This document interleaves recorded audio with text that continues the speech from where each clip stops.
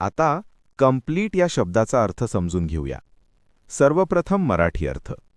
पूर्ण किंवा संपूर्ण, पूर्ण करणे.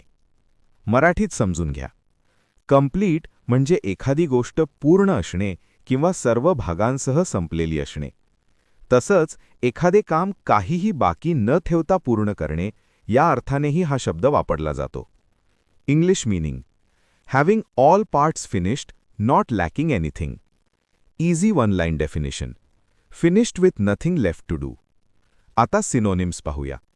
फिनिश, फुलफिल, एंटायर हे शब्द एखादी गोष्ट पूर्ण होणे किंवा पूर्ण करणे असा अर्थ दर्शवतात.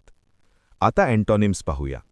इनकम्प्लीट, अनफिनिश्ड, पार्शल हे शब्द अपूर्ण किंवा अजून पूर्ण न झालेली गोष्ट दर्शवतात. आता उदाहरणे पाहूया.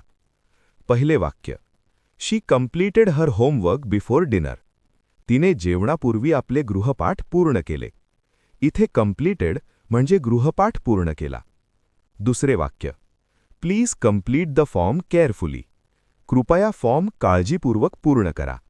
इथे कंप्लीट म्हणजे फॉर्ममधील सर्व माहिती भरून पूर्ण करणे.